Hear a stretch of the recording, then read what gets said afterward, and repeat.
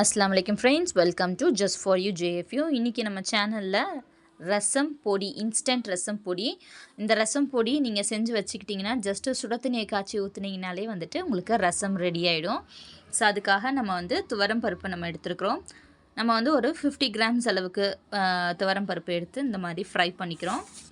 So அந்த உங்களுக்கு நல்லா கரிஞ்சிடக்கூடாது, பட் வந்து நல்லா அது வறுபட்டு அந்த ஒரு கோல்டன் கலர் வர்றப்போ அந்த ஃப்ளேவர் வரும். அதோடு நீங்கள் வந்துட்டு அது தனியாக எடுத்து வச்சுக்கணும். ஸோ வந்து நம்ம வெறும் சட்டியில் தான் நம்ம வந்துட்டு வறுத்துட்ருக்குறோம். ஸோ இந்த மாதிரி வந்தோடனே நம்ம தனியாக அதை எடுத்து வச்சுக்கலாம். அதுக்கப்புறம் வந்துட்டு தனியா, இது வந்து எடுத்து எந்தளவு கப்பில் நம்ம மெஷர் பண்ணுமோ அதுலேருந்து 1.5 கப்பு வந்து தனியா வந்து நீங்கள் ஆட் பண்ணிக்கோங்க.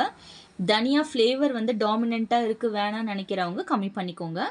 ஸோ வந்துட்டு தனியாவையும் வந்துட்டு நல்லா வாசம் வர்ற அளவுக்கு நல்லா வறுத்து அதையும் வந்து நம்ம எடுத்து வச்சுக்கிறோம். அடுத்து மிளகு, சீரகம்.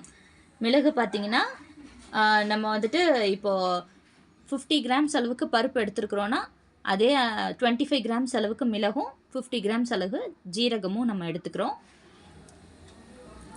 ஸோ இதை வந்துட்டு நல்லா ஃப்ரை பண்ணிக்கோங்க. அதுக்கு அடுத்து எடுத்து வச்சுட்டு அதுக்கப்புறம் வந்துட்டு பூண்டு, நல்லா ஒரு கை பூண்டு, ஒரு கொத்து கருவேப்பிலை, அதுக்கப்புறம் ஒரு காரத்துக்காக நம்ம வந்துட்டு 7-8 காஞ்ச மிளகா போட்டுக்கிறோம். இதிலே வந்துட்டு நம்ம புளியும் சேர்த்துக்கிறோம். புளி வந்து நம்ம அந்த புளிப்புக்கு ஏற்ற மாதிரியான புளி ஒரு பெரிய உருண்டை அளவுக்கு இதில் சேர்த்துக்கோங்க. கூடவே வந்து பெருங்காயத்தூளும் நம்ம இதிலே சேர்த்து கூட நம்ம வறுத்து எடுத்து வச்சுக்கலாம். ஸோ இது வந்துட்டு நல்லா வறுபடணும்.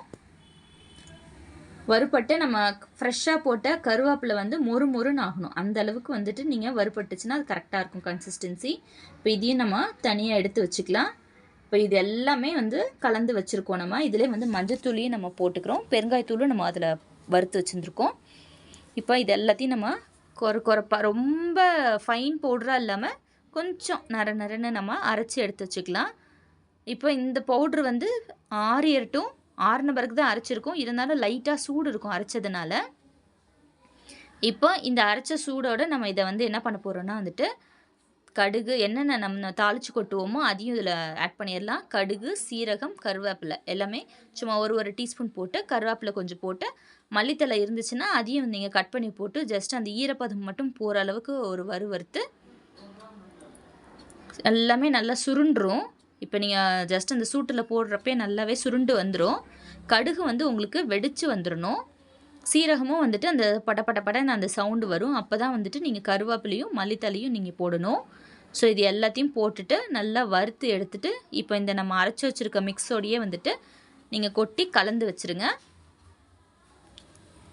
ஸோ இப்போ இது வந்து ஓரளவுக்கு நமக்கு வறுபட்டு வந்திருக்குது. பட் இருந்தாலும் இன்னும் கொஞ்சம் ஈரப்பதம் இருக்குது. அது வரைக்கும் நம்ம நல்லா அதை வறுத்து எடுத்துக்கலாம். எல்லாமே நம்ம வந்து ட்ரை ரோஸ்ட் தான் பண்ணுறோம். எதையுமே வந்து ஆயில் போட வேண்டாம். தண்ணி படாமல் நீங்கள் பார்த்துக்கோங்க. ஸோ இப்போ வந்து வறுபட்டு வந்துருச்சு. இதை நம்ம அந்த மிக்ஸோட கலந்துக்க போகிறோம், ப்ரீ மிக்ஸோட. ஸோ இப்போ கலந்து வச்சுட்டு நம்ம வந்துட்டு ஏர்டைட் கண்டெய்னரில் போட்டு வச்சிட்டிங்கன்னா நல்லா வந்து உங்களுக்கு அந்த வாசம் வந்து ஒரு 30 டேஸ் வரைக்கும் போகாமல் இருக்கும். உங்களுக்கு தேவைப்பட்டுச்சுன்னா ஒரு டீஸ்பூன் எண்ணெய் போட்டுட்டு அதில் ஒரு தக்காளி பழத்தையும் போட்டு தண்ணியை ஊற்றி கொதிக்க விட்டுருங்க. யூஸ்வலாக சுட தண்ணி எவ்வளோ நேரம் கொதிக்கணுமோ அந்த அளவுக்கு நல்லா கொதிக்க விட்டுருங்க. நல்லா தலை தண்ணி கொதிக்கட்டும். அதுக்கப்புறம் இந்த ப்ரீ மிக்ஸை போட்டு நம்ம அடுப்பு ஆஃப் பண்ணிட போகிறோம். அவ்வளோதான், சிம்பிள் ப்ராசஸ். ஸோ தக்காளி வந்து நான் அதனால் அந்த தக்காளியும் ஒரு தக்காளியை வந்து அதிலே அறுத்து போட்டுட்டு நான் அடுப்பில் வச்சுக்கிறேன். இப்போ இது வந்து எப்படி நல்லா கொதிச்சு வருதுன்னு மட்டும் பாருங்கள். அந்த ஒரு டீஸ்பூன் எண்ணெய் கூட நீங்கள் விடாட்டியும் பரவாயில்ல. நான் வந்துட்டு அந்த ரியலாக எப்படி நமக்கு ரசம் இருக்குமோ அதுக்காண்டி நான் அந்த ஒரு டீஸ்பூன் எண்ணெய் போட்டேன். ஸோ இப்போ இந்த மாதிரி நல்லா கொதிச்சு வந்தோடனே இதில் வந்து ஒரு 2லேருந்து 3 டீஸ்பூன் அளவுக்கு நம்ம பொடி சேர்த்துக்கோங்க. அவ்வளோதான். ஃப்ரெஷ்ஷான மல்லி இருந்துச்சுன்னா போடுங்க, இல்லைனா ஆல்ரெடி இதில் மல்லி இருக்குது அதுவே போதும்னா விட்டுருங்க. அவ்வளோதான். மூடி வச்சிட்டிங்கன்னா உங்களுக்கு சூப்பர் டேஸ்டியான ரசம் வந்து ரெடி ஆகிடும்.